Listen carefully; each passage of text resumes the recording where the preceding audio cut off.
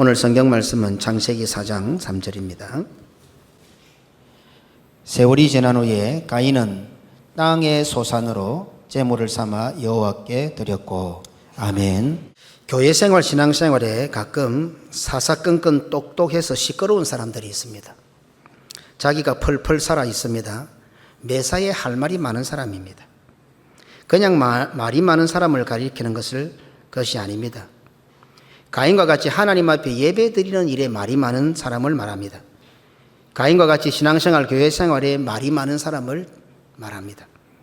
가인은 하나님께서 자신과 자신의 재물을 받아주시지 않자 분노하고 안색이 변했습니다. 하나님으로부터 선을 행하지 않았기 때문이라고 이유도 알게 되었고 책망도 받았습니다. 그런데도 할 말이 많습니다. 창세기 4장 8절입니다.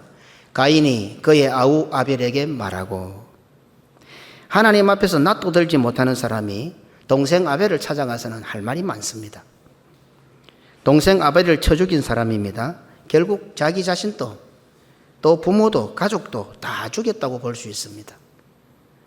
이 세상에 아담, 하와, 가인, 아벨 4명밖에 없는데 그 4명 중에 한 놈이 한 놈을 죽였습니다. 그러면 그 부모 마음이 어떻겠어요? 아버지 아담도 죽이고 어머니 하와도 죽인 겁니다. 그럼 자기는 안 죽었습니까? 자기도 죽었습니다. 제일 비참하게 죽은 겁니다. 그런데도 할 말이 많습니다. 하나님 앞에서 선을 행하지 않은 악한 사람입니다. 그런데도 할 말이 많습니다. 가인은 번지수를 잘못 찾았습니다. 가인은 아벨에게 말할 것이 아니라 하나님 앞에 엎드려야 했습니다. 가인은 하나님의 결정에 분노하고 안색이 변했지만 하나님께는 한마디도 하지 않았습니다. 그 흔한 변명이나 핑계도 하나님 앞에 대지 않았습니다. 가인이 하나님께 했던 말은 기껏 2마디입니다. 동생을 죽이고 하나님께로부터 발각이 난 후에 구찬 변명과 그리고 하나님으로부터 형벌이 떨어졌을 때 그것에 대한 반항이었습니다. 딱 2마디 했습니다. 창세기 4장 9절입니다. 여호와께서 가인에게 이르시되 내 아우 아벨이 어디 있느냐? 그가 이르되 내가 알지 못하나이다. 내 아우를 지키는 자니이까. 아멘. 왜 첫째 아들입니까? 왜 장자여야 합니까? 우리나라에는 아들 선호 사상이 있습니다. 하지만 아들 선호 사상이 아닙니다. 알고 보면 장자 선호 사상입니다. 그렇지 않습니까? 장자 선호 사상입니다. 장자 선호 사상이 어디서 왔습니까? 무엇 때문에 장자를 선호합니까? 왜 장자는 미움을 받아도 2 몫을 주어야 합니까? 신명기 21장 16절로 17절입니다. 자기의 소유를 그의 아들들에게 기업으로 나누는 날에 그 사랑을 받는 자의 아들을 장자로 삼아 참 장자 곧 미움을 받는 자의 아들보다 앞세우지 말고 반드시 그 미움을 받는 자의 아들을 장자로 인정하여 자기의 소유에서 그에게는 2 몫을 줄 것이니 그는 자기의 기력의 시작이라 장자의 권리가 그에게 있음이니라. 아멘. 장자는 동생을 지키는 자이기 때문에 그렇습니다. 장자는 아버지를 대신하는 자이기 때문에 2 몫을 주어야 합니다. 그래서 장자는 아버지를 대신해서 가정과 식구들을 위하여 목숨을 버리는 자입니다. 훗날 야곱이 죽을 때가 되어 아들에게 축복합니다. 그때 가족을 위하여 자신의 목숨을 담보로 내어놓았던 유다를 장자로 축복합니다. 창세기 49장 8절입니다. 유다야 너는 내 형제의 찬송이 될지라 내 손이 내 원수의 목을 잡을 것이요 내 아버지의 아들들이 내 앞에서 절하리로다. 아멘. 야곱의 이 축복대로 메시아께서 유다의 가문으로 오셨습니다. 마태복음 1장 1절입니다.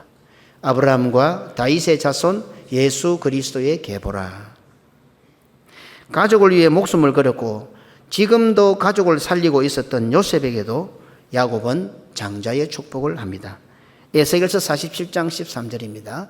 주 여호와께서 이같이 말씀하셨느니라 너희는 이 경계선대로 이스라엘 12지파에게 이 땅을 나누어 기업이 되게 하되 요셉에게는 2 몫이니라.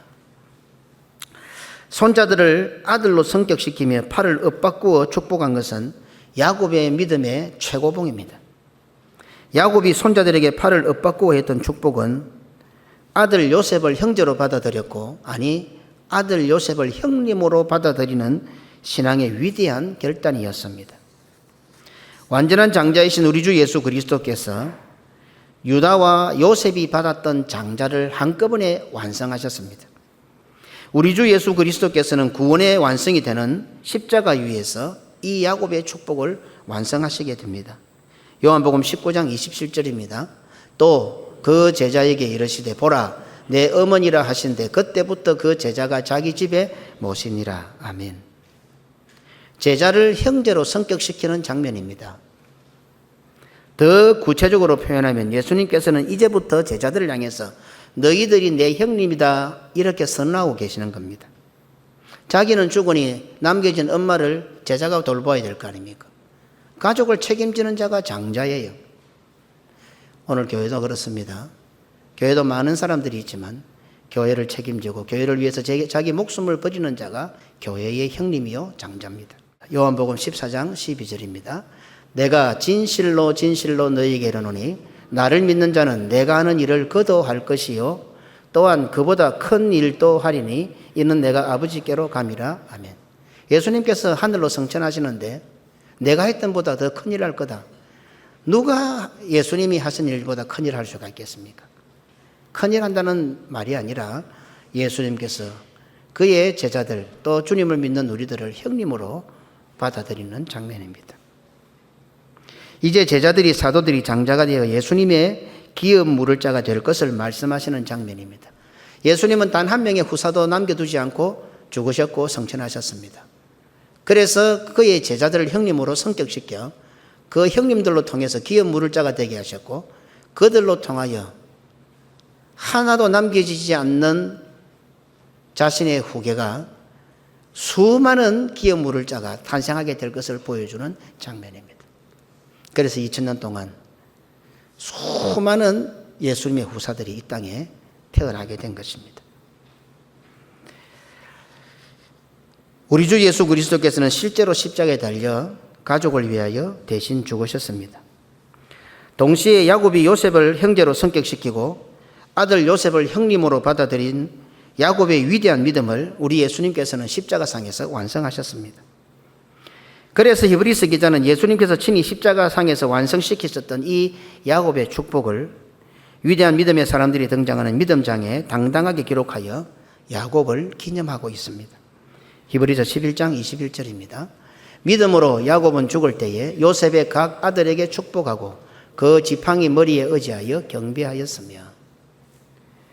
야곱의 참 파노라마 같은 일대기 다 제쳐두고 마지막 죽는 순간에 야곱이 축복했던 그 장면을 성경은 최고의 믿음이라고 극찬하고 있습니다. 우리 주 예수 그리스도께서는 아벨처럼 죽임을 당하면서도 단 한마디도 억울하다고 말하지 않았습니다. 얼마나 천국 복음을 전하시며 많은 말씀을 하셨습니까? 하지만 정작 자신이 억울할 때는 한마디도 안 하셨습니다. 하나님의 판결이 하나님의 처사가 불공평하다고 어느 누구에도 발설하지 않았습니다. 도리어 땀이 땅에 떨어지는 핏방울이 되시기까지 하나님 아버지를 걱정하셨습니다. 아들의 죽음을 내려다보시고 땅이 흔들리고 하나님의 전신이 떨리고 바위가 터지고 하나님 아버지의 심장이 터지는 그 순간을 생각하며 오직 아버지에 대한 걱정밖에 없었습니다. 누가 봐도 억울할 수밖에 없는 자신의 죽음에는 이런 방구도 없으면서 온 가족을 살리는 장자로서의 사명에만 충실하셨던 예수님이셨습니다. 하나님께서는 너무도 당연한 질문을 가인에게 하셨습니다. 창세기 4장 9절입니다. 여호와께서 가인에게 이르시되 내 아우 아벨이 어디 있느냐. 아멘. 하나님께서 몰라서 가인에게 물으셨겠습니까? 하나님께서 가인에게 기회를 주신 것입니다. 하나님께 책망당했던 가인은 생뚱맞게도 동생 아벨을 찾아가 말을 합니다. 말하고 나서 동생을 죽여버립니다. 창세기 4장 8절입니다. 가인이 그의 아우 아벨에게 말하고 그들이 들에 있을 때에 가인이 그의 아우 아벨을 쳐 죽이니라. 아멘. 가인은 그때라도 하나님 앞에 이실직고하고 하나님 앞에 엎드려 부르짖어야 했습니다. 가인은 동생을 죽일 때는 말을 하고 정작 하나님께 꼭 말을 해야 됐을, 말씀을 드려야 될 때는 침묵했습니다. 하나님의 판결에 말이 많은 자는 동생을 죽이는 자입니다. 하나님께 말씀을 드려야 하는 상황에 사람에게 가서 말을 하는 자는 가인입니다. 성도로서 해야 할 말을 하는 사람은 선을 행하는 자입니다. 성도로서 하지 말아야 하는 말을 하는 사람은 악을 행하는 자입니다. 성도로서 해야 할 말을 하는 사람은 하늘의 소산을 드리는 자입니다. 성도로서 하지 말아야 할 말을 하는 사람은 땅의 소산을 드리는 자입니다. 입조심, 말조심, 이것과 관련된 것은 성경 전체에 다루는 중요한 맥락입니다. 말은 그 사람의 마음을 드러내기 때문입니다. 그리고 말은 다른 사람을 살리기도 하고 죽이는 검이 되기도 하기 때문입니다.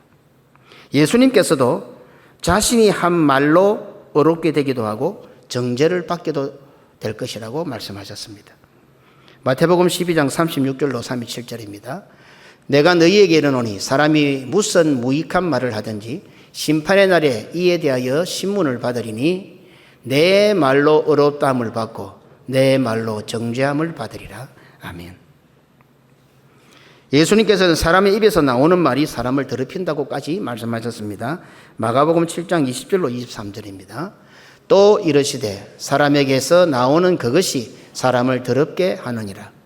그 속에서 그 사람의 마음에서 나오는 것은 악한 생각 곧 음란과 도둑질과 살인과 간음과 탐욕과 악독과 속임과 음탕과 질투와 비방과 교만함과 우매함이니 이 모든 악한 것이 다 속에서 나와서 사람을 더럽게 하느니라. 아멘. 하나님께서 가인에게 왜 물으셨을까요? 반대로 가인은 하나님께서 몰라서 자신에게 물으신다고 생각했을까요? 가인이 말입니다. 내가 동생 아벨을 쳐 죽였는데 하나님께서 묻습니다. 하나님이 몰라서 나에게 묻는다고 가인이 생각했을까요? 아무리 악한 일을 했던 가인일지라도 적어도 가인은 하나님이 다 알고 계신다고 생각했을 겁니다. 그렇지 않습니까? 내 주먹을 믿으라 하는 사람들도 사실은 하나님에 대해서는 겁을 내는 사람들입니다. 내가 알지 못하나이다. 내가 내 아우를 지키는 자이니까. 지금 가인이 하나님께 이렇게 말하고 있습니다. 무슨 뜻입니까? 하나님께서 다 아시면서 왜 물으십니까? 라고 말하는 것 같지 않습니까? 하나님께서 모르시는데 제가 어떻게 합니까? 라고 하나님 앞에 억지 부리는 것 같지 않습니까? 내가 알지 못합니다. 내가 내 아우를 지키는 자입니까? 하나님께서 다 아시면서 넘겨짚어 돌리치게 하는 거 아닙니까? 이렇게 지금 가인이 억지 부리고 있는 것 같다는 생각이 안 듭니까? 그렇죠. 아무리 몰라도 지금 아무리 가인이 악하고 타락했다 하더라도 하나님께서 모르시고 묻는다고 생각했겠습니까? 아마 가인은 하나님께서 다 알고 물으시는 줄 알았을 겁니다. 그런데 억지를 부리는 거예요. 하나님이 다 알면서 왜 그런 걸 묻느냐고. 오늘 성도들 가운데 간혹 설교를 들으면서 설교가 나를 친다고 생각하는 사람이 있습니다. 교회 안에 불평과 불만이 있는 사람들은 꼭 그 말을 해요. 꼭 목사님이 설교할 때 친다고 그래요. 맞습니다. 설교가 그 사람을 치는 겁니다. 그거 맞습니다. 꼭 명심하십시오. 오늘 설교가 나를 치는 것 같습니까? 맞습니다. 설교가 당신을 치는 겁니다. 하나님께서 몰라서 가인에게 물으셨겠습니까? 성령 하나님께서 몰라서 오늘 우리들에게 나에게 당신에게 묻고 계시겠습니까? 목회자가 몰라서 지적하고 또 지적하고 지적하고 또 지적하겠습니까? 그래서 치고 책망하는 줄 아십니까? 다 압니다. 설교는 다 알고 묻는 겁니다. 설교는 다 알고 지적하고 책망하는 겁니다. 물론 설교하는 목사가 속속들이는 다 모르지만 나팔로 사용되는 이 목사의 입에서 나오는 말씀이 당신을 다 알고 있다 이 말이에요. 그래서 그 말씀이 당신을 다 알고 치는 거예요. 묻는 거예요. 그러니 당연히 자신을 향하고 자신을 친다고 생각이 드는 겁니다. 말씀이 설교가 나를 치는 것 같다는 그 순간이 바로 하나님께서 가인에게 가인아 네 아우 아벨 어디 있느냐 이 질문을 하는 순간입니다. 그럼 어떻게 해야 되겠습니까? 그 말 잘하는 입으로 어떤 말을 해야 할까요? 무슨 말을 해야 할까요? 회개해야 합니다. 하나님 앞에 납작 엎드려야 합니다. 이미 동생을 죽여서 돌이킬 수 없는 죄를 범했다 하더라도 하나님 앞에 엎드려야 됩니다. 이미 깨진 그릇이라 다시 원상복구가 될 수 없는 상황일지라도 유일하게 가인이 할 수 있는 것은 하나님 앞에 엎드리는 겁니다. 오늘 설교가 나를 칩니까? 회개하십시오. 하나님 앞에 엎드리십시오. 유일하게 할 수 있는 것은 그것밖에 없습니다. 그런데 설교가 친다고 원망을 합니다. 설교가 나를 친다고 불평을 합니다. 그리고 교회를 향해 목회자를 대적합니다. 가인 안 같습니까? 안타깝게도 교회 안에 이런 일이 벌어지면 대부분 가인을 닮아가고 가인의 길을 걷습니다. 말씀에 찔림을 받는 것은 하나님의 은혜입니다. 설교가 나를 치는 것 같다고 여겨질 때는 그래도 하나님의 은혜가 흐르고 있습니다. 양심의 화인을 맞으면 찔리는 것도 모릅니다. 오늘 말씀이 나를 치는 것 같습니까? 말씀이 나를 찌르는 것 같습니까? 그래도 하나님의 은혜가 있습니다. 아직까지. 고개 심해지면 양심이 화인을 맞습니다. 불로 찢어지면 끝입니다. 말씀의 찔림을 받고 설교가 나를 치는 것 같아서 통에 자복하고 회개한다면 그것은 두말할 것도 없이 필요도 없이 성령의 강력한 역사요 하나님의 특별한 은혜입니다. 가인도 최소한 형이 어떤 존재라는 것을 알았던 것 같습니다. 아, 형은 무슨 일을 해야 된다는 것을 알았던 것 같습니다. 내가 내 아우를 지키는 자니까. 자기 말로, 오늘 예수님께서 자기 말로 한 그 말이 나중에 나를 의롭게도 하고 나를 심판에 이르게도 한다 했는데 가인이 그 말을 하고 있는 거예요. 내가 내 아우를 지키는 자니까 알고 있었던 것 같아요. 아, 형은 동생을 지켜야 하는 자구나. 단순한 원망불평이 아닙니다. 하나님께서 부여하신 형에 대한 직분과 사명에 대한 원망이요 불평입니다. 성도가 예배드리는 것은 영광스럽게 주어진 직분이요 사명입니다. 그런데 가인은 예배드리는 것, 제사드리는 것, 그것이 대단한 자신의 공로라고 생각했던 것입니다. 형님으로 당연히 해야 할 그 일을 대단한 자기 공로로 생각했던 겁니다. 이 바쁜 와중에도, 이 휴가철에도, 이 시험기간에도 이렇게 중요한 일이 있는데도 나는 주의를 지켰다. 나는 예배를 드렸다고 생각합니다. 그런데 하나님께서 나의 예배를 받아주시지 않으니 당연히 분노하고 안색이 변하게 됩니다. 자기 공로에 사로잡힌 자는 하나님의 판결이 불만스러울 수밖에 없습니다. 자기 공로에 사로잡힌 자는 교회의 판결이, 목회자의 결정이 늘 불만스럽습니다. 내가 이렇게까지 했는데 나에게 이럴 수가 있느냐? 가인은 하나님으로부터 책망을 받은 후에 아벨에게로 갑니다. 한번 읽으십시다. 창세기 4장 8절입니다. 가인이 그의 아우 아벨에게 말하고 도대체 무슨 말을 했을까? 제가 다음 시간에 아주 깊이 제가 묵상을 하고 있는데 요 가인이 아벨에게 말한 것에 대해서 한 서너 주 설교를 하려고 지금 계속 지금 말씀을 들여다보고 있는데 도대체 무슨 말을 했을까? 무슨 말을? 도대체 성경에서 이 아벨에게 한 말이 뭘까? 아벨에게 가서 가인은 말을 합니다. 뭐 100% 원망불평했겠죠. 하나님의 처사에 대해서, 하나님의 판결에 대해서 변명하고 핑계대고 하나님 앞에서는 끽소리도 못한 가인이 아벨에게 가서는 하나님이 잘못됐다는 말을 많이 했겠죠.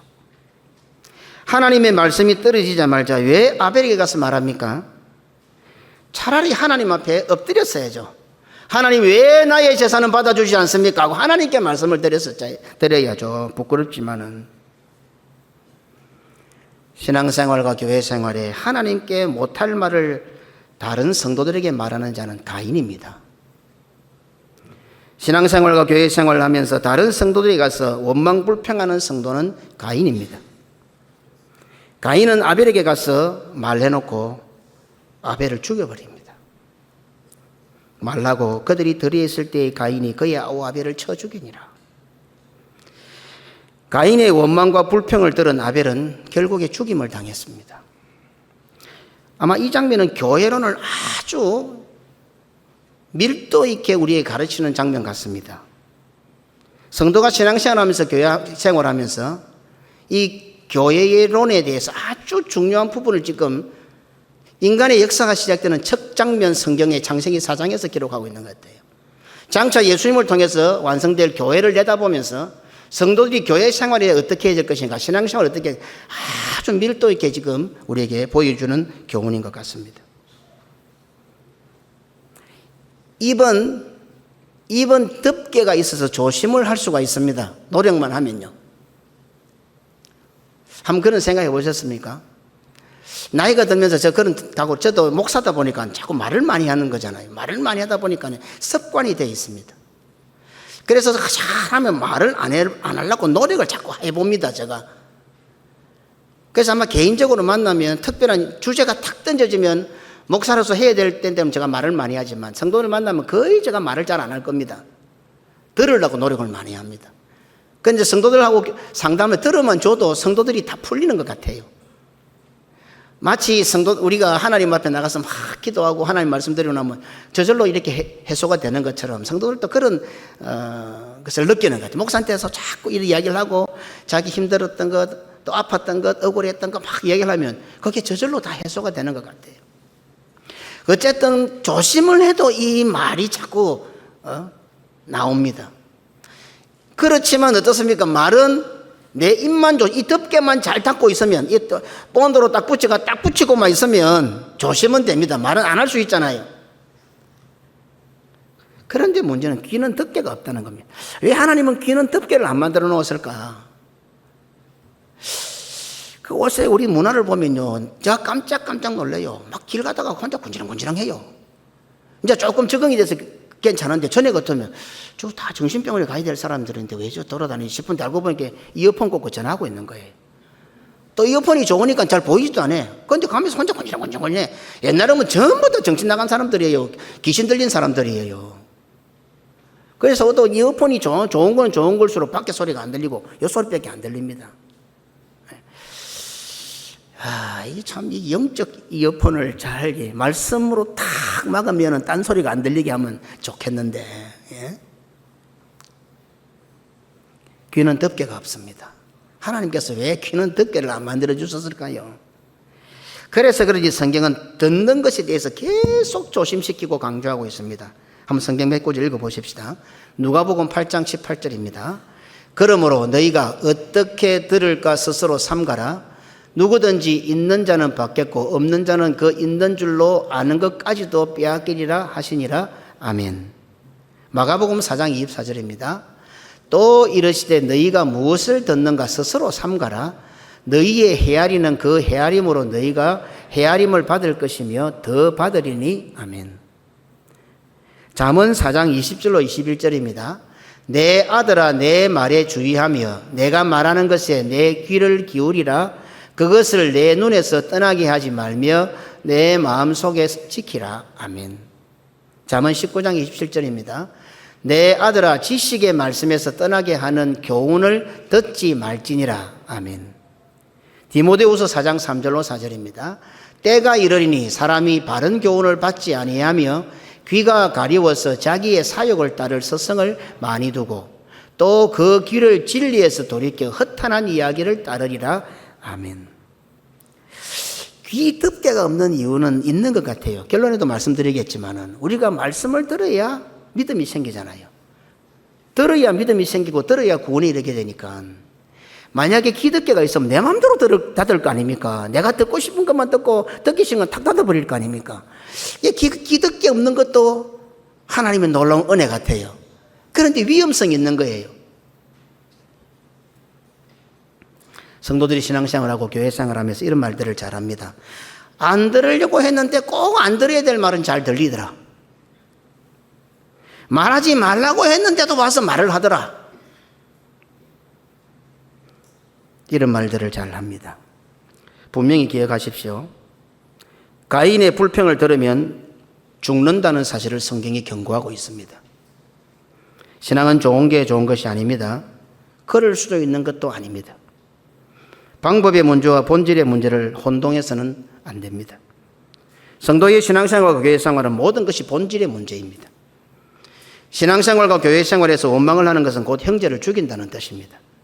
신앙생활과 교회생활에서 원망을 듣는 것은 곧 내가 죽는다는 뜻입니다. 원망이 신앙생활과 교회생활에 나쁜 형태로 나타나지 않는다는 사실도 꼭 기억하십시오. 원망이라면 나쁜 것인데 교회생활과 신앙생활에서는 원망이 절대로 나쁜 것으로 안 나타납니다. 원망은 신앙생활과 교회생활에 항상 양의 탈을 쓰고 나타납니다. 나쁜 형태로 원망을 하면 적어도 성도로 간다면 금방 눈치를 채고 조심합니다. 거리를 둡니다. 그런데 그 원망이 그리스도와 복음과 교회를 위하는 것처럼 변장을 하고 나타납니다. 하나님의 영광을 노래하는 예배의 형태로 나타납니다. 홍해를 건넌 후 모세와 이스라엘 백성들은 여호와를 향하여 찬송합니다. 출애굽기 15장 1절입니다. 이때에 모세와 이스라엘 자손이 이 노래로 여호와께 노래하니 일러서되 여호와를 찬송하리니 그는 높고 영화로우시며 말과 그 탄자를 바다에 던지셨음이로다. 아멘. 모세와 온 백성들의 찬송이 1절부터 19절까지 계속됩니다. 장황하게 많은 것을 담고 하나님을 찬송할 수 있는 인간으로서도 모든 것을 다 담아서 1절부터 19절까지 방금 홍해를 건너왔으니까 얼마나 그 마음들이 뜨거웠겠습니까? 자기들이 물벽 사이로 지나왔으니까 그 감동이 지금 얼마나 대단했겠습니까? 그래서 모세와 온 백성들이 하나님 앞에 할 수 있는 찬양은 다 했습니다. 그런데 모세와 온 백성들이 찬양을 딱 마치자마자 생뚱맞게 미리암이 딱 등장을 합니다. 출애굽기 15장 20절로 21절이 두 절입니다. 아론의 누이 선지자 미리암이 손에 소고를 잡으며 모든 여인도 그를 따라 나오며 소고를 잡고 춤추니 미리암이 그들에게 화답하여 이르되 너희는 여호와를 찬송하라. 그는 높고 영화로우시며 말과 그 탄자를 바다에 던지셨음이로다 하였더라. 아멘. 문제가 있습니까? 미리암이 잘못된 게 있습니까? 전혀 없어 보이지 않습니까? 이제 미리암의 시대는 끝났습니다. 원 통치자, 원 지도자이신 모세가 돌아와서 하나님의 놀라운 기적과 이적을 나타내고 이제 이스라엘 백성들을 이끌고 출애굽을 완성했습니다. 홍해를 건너왔습니다. 그리고 그 모세를 중심으로 온 백성이 하나님 앞에 찬송을 드렸습니다. 그렇다면 이제 미리암은 그 백성 중에 하나여야 했습니다. 그런데 여전히 미리암은 모세의 흉내를 내고 있습니다. 미리암은 여전히 지도자였고 여전히 여선지자였습니다. 그래서 모든 여인이 소고를 잡은 미리암을 뒤따르게 됩니다. 여호와를 찬송하는 일이니 오히려 더 당당하고 당연해 보이지 않습니까? 모든 여인이 따라 나서는데 안 따라 나서는 것이 이상하지 않습니까? 성경은 이 사실에 대해서 언급하지 않습니다. 하지만 성경은 미리암의 찬송이 끝나자마자 바로 이어서 이스라엘의 원망이 딱 나타납니다. 마라의 선물이 등장을 합니다. 성도의 특징은 원망하다가도 기도하면 감사로 바뀝니다. 원망하다가도 찬송 부르면 감사로 바뀝니다. 이게 성도입니다. 그런데 찬송하고 기도했는데 원망합니다. 이상하지 않습니까? 성도의 특권이 뭡니까? 원망 불평할 일이 많습니다. 마음이 안 맞으니까 힘든 것도 많습니다. 그러나 찬송하고 기도하고 나면 그것이 감사로 바뀌는 것이 성도의 특권입니다. 그런데 찬송하고 기도했는데 계속 원망이 더 커져요. 이상하지 않습니까? 자기 자신도 어떻게 생각하면 내가 찬송도 했고 기도도 했으니까 자신이 하는 원망이 정당해 보이는 겁니다. 차라리 찬송하고 기도 안 했으면 원망하면서 내가 이러면 안 되지 싶을 건데 실컷 찬송하고 실컷 기도해놓고 원망 불평하니까 자기가 하는 그 원망이 당당하고 정당해 보이는 겁니다. 다른 사람은 오죽하겠어요? 그 사람이 듣는 원망에 대해서. 분명히 여호와를 찬송하는 것인데 미리암의 뒤를 따르면 원망의 선물 마라를 만들게 됩니다. 가인의 원망을 들으면 죽습니다. 원망을 듣고 있으면 안 됩니다. 제가 분명히 말씀드렸어요. 나중에 하나님 앞에 가서 못 들었다 하지 마세요. 분명히 말씀드렸어요. 원망을 듣고 있으면 죽습니다. 원망이 내 귀에 안 들리게 해야 합니다. 이처럼 신앙생활, 교회생활은 마치 인간관계 같아 보이지만 본질의 문제입니다. 성도의 신앙생활, 교회생활을 책임지는 목회는 여러 부분에서 방법의 문제인 것처럼 보입니다. 아닙니다. 목회의 본질은 철저히 목회는 본질의 문제입니다. 오늘 제가 아침에 목사님들과 장로들이 계신 방에 글을 올렸습니다. 어느 목사님이 저 그랬어요. 이 문제 글을 하니까 참 어려운 말씀을 하신다 그래요. 나중에 나오면 그 말씀이 나올 거예요. 그 설교가 나올 거예요. 많은 상황이 있고 많은 방법이 있습니다. 목회를 하다 보면 그지요? 그래서 목회는 성향의 문제처럼 우선순위의 문제처럼 보이기도 합니다. 목회에 있어서 수많은 상황도 수많은 방법도 결국에 가서는 말씀의 기준을 따지는 본질의 문제입니다. 그래서 목회가 어려운 것입니다. 그리고는 제가 또 글을 그렇게 올렸어요. 아닙니다. 목회는 아주 단순하고 쉬운 것입니다. 또 제가 글을 그렇게 올렸어요. 이유는 목사가 본질을 따라 자기 목숨만 걸면 아주 간단하다 이거는. 방법이 너무 많고 상황이 너무 많아서 어려워 보이지만, 그래서 힘드는 것이 목회인 것처럼 보이지만, 목사가 본질의 문제를 따지면서 자기 목만 딱 걸면은, 자기 목숨만 딱 걸면은 간단하다. 복잡하지가 않다. 제가 그래 글을 올렸어요. 그래 어느 목사님이 무엇이 어려웠댔다가 쉬웠댔다가. 근데 뒤에 한 말이 더 어렵습니다. 자기 목을 걸는 목사가 쉽겠습니까? 그렇죠. 어찌 보면 뒤에 것도 더 어렵겠지요. 목회는 예수님의 몸된 교회를 바르게 세우는 본질의 문제입니다. 그래서 목회는 예수님의 십자가라는 죽음의 위기가 늘 따라오는 것입니다. 어린아이로부터 어른들까지 사소한 만남들이 있을 수 있습니다. 그러나 결국 목회는 마지막 부분에 가서는 십자가가 있습니다. 십자가가요. 왜? 교회의 주인은 예수님이니까요. 이게 제 교회입니까? 제 교회 아닙니다, 이거요. 주님이 가시는 거기는 십자가의 길이니까 주님이 원하시는 교회를 만들어 가려면 반드시 십자가 밑으로 꼴고 들어가야 돼요. 성도들이 좋아하든 싫어하든 마음에 맞든 맞지 않든 주님의 교회로, 주님께서 기뻐하시는 성도와 교회로 만들어 가면 이 성도들을 코를 끼어서라도 십자가 밑으로 끌고 가야 될 거 아닙니까? 네. 그래서 목회는 항상 십자가의 죽음의 위기가 있는 겁니다. 예수님께서 죽으셨습니다. 십자가에서. 그래서 목회의 본질은 죽는 겁니다.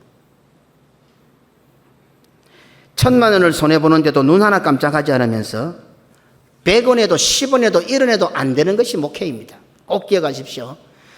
또 우리 목사님 1,000만 원, 100만 원, 1억도 아까워하지 않다면 1원 가지고 쩔쩔맨다. 예, 그게 목회입니다. 본질의 문제이기 때문에 그렇습니다. 팔이 이렇게 안으로 굽는 것은 자연스럽고 너무 쉽습니다. 그런데 팔이 밖으로 굽는 건 되겠습니까? 뽑아진 거죠. 이거는 뽑아진 것이고, 이거는 너무 고통스러운 거 아닙니까? 목회는요, 팔이 안으로 굽는 게 아닙니다. 목회는 팔이 밖으로 굽는 겁니다.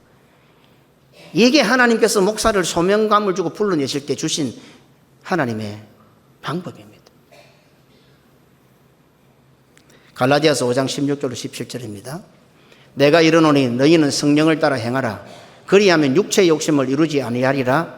육체의 소용은 성령을 거스르고 성령은 육체를 거스르나니 이 둘이 서로 대적하므로 너희가 원하는 것을 하지 못하게 하려 함이니라. 육체는 안으로 굽는 것이 쉽습니다. 그렇지 않습니까? 그런데 이렇게 해서는 안 되는 겁니다. 우리는 세상에 있지만 세상 사람이 아니라 하늘 사람이잖아요. 세상의 방법을 따라 팔을 안으로 굳혀서는 안 되는 겁니다. 비록 세상의 팔을 굳히지만 우리는 하늘 백성이기 때문에 하늘의 방법을 따라 팔을 거꾸로 제게 할 수도 있습니다. 성령을 거스른다고 했습니다. 마태복음 10장 34절로 36절입니다. 내가 세상에 화평을 주러 온 줄로 생각하지 말라. 화평이 아니요 검을 주러 왔노라.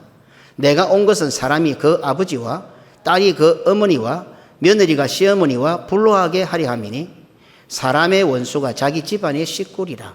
아멘. 누가복음 12장 51절로 53절입니다. 내가 세상에 화평을 주려고 온 줄로 아느냐? 내가 너희에게 이르노니 아니라 도리어 분쟁하게 하려 함이로다. 이후부터 한 집에 5사람이 있어 분쟁하되 셋이 둘과 둘이 셋과 하리니 아버지가 아들과 아들이 아버지와 어머니가 딸과 딸이 어머니와 시어머니가 며느리와 며느리가 시어머니와 분쟁하리라 하시니라. 아멘. 수신제가 치국 평천하라며요.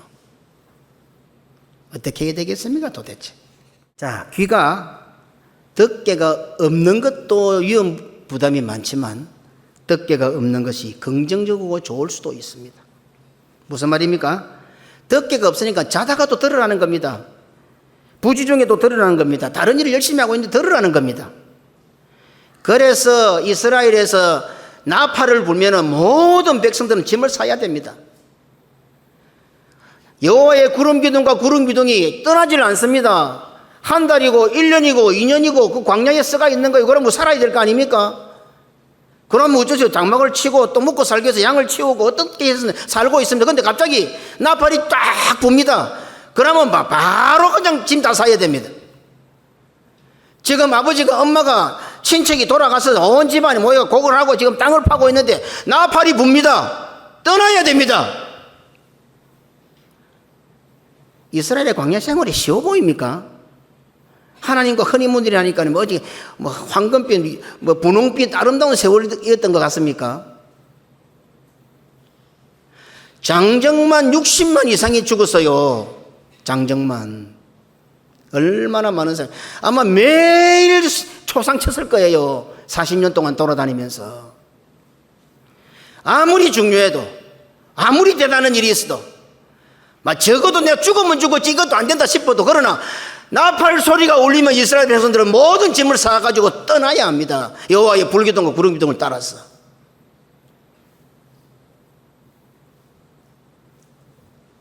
그러니까 어떻습니까? 귀에 듣기가 없는 것이 유익한 거죠. 자다가도 들어야 됩니다. 어떤 일에 정신이 팔려있는데도 나팔 소리는 들어야 됩니다. 강단에서 설교하는 설교자를 나팔이라고 표현합니다. 성도는 나팔 소리를 듣는 사람입니다. 내 귀에는 나팔 소리가 들립니까? 나팔 소리는 나팔 소리고 나는 나고. 성도의 귀에 나팔 소리가 안 들리면 끝입니다. 나팔 소리가 중요한 게 아니라 나팔 소리는 무엇입니까? 여호와의 불기둥과 구름기둥이 움직인다. 정신 차리라. 이제 떠날 준비가 됐다. 그 말입니다. 나팔 소리가 안 들리는 것은 하나님을 따라가지 못하는 겁니다. 그래서 끝이라는 겁니다. 목사 소리 같습니까? 내 성향과 다른 목사의 말 같습니까? 성도의 귀에 나팔 소리가 안 들리면 끝입니다.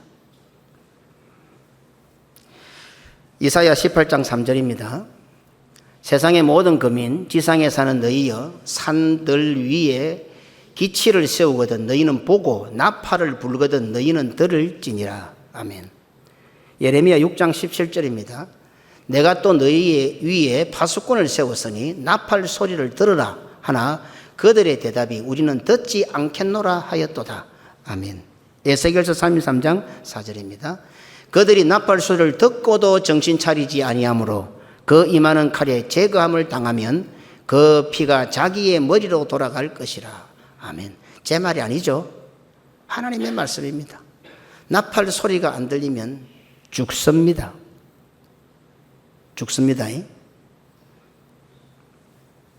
강단에서 울려 퍼지는 나팔 소리를 듣기 싫어하는 자는 더 무서운 것은 마지막 날에 하나님의 나팔 소리도 들리지 않는다는 사실입니다.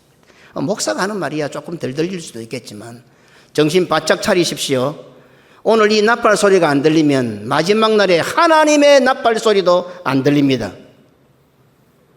어쩌면 주일마다 와서 이 말씀을 듣고 설교를 듣는 것은 마지막 날에 하나님의 나팔 소리를 잘 들을 수 있는 연습을 하고 있는 거예요.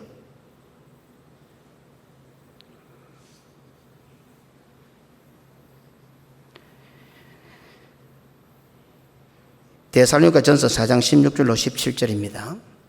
주께서 호령과 천사장의 소리와 하나님의 나팔 소리로 친히 하늘로부터 강림하시리니 그리스도 안에서 죽은 자들이 먼저 일어나고 그 후에 우리 살아남은 자들도 그들과 함께 구름 속으로 끌어올려 공중에서 주를 영접하게 하시리니 그리하여 우리가 항상 주와 함께 있으리라.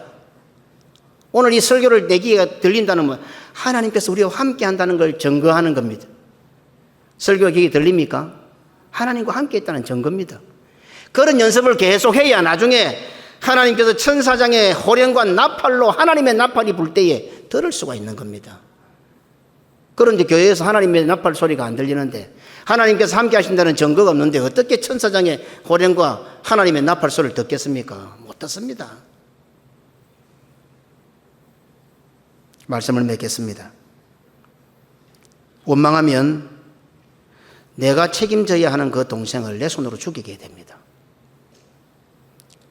원망을 들으면은 나를 보호해주고 나를 책임져주는 형님이 나를 죽이게 됩니다. 그래서 죽임을 당하게 되는 거죠.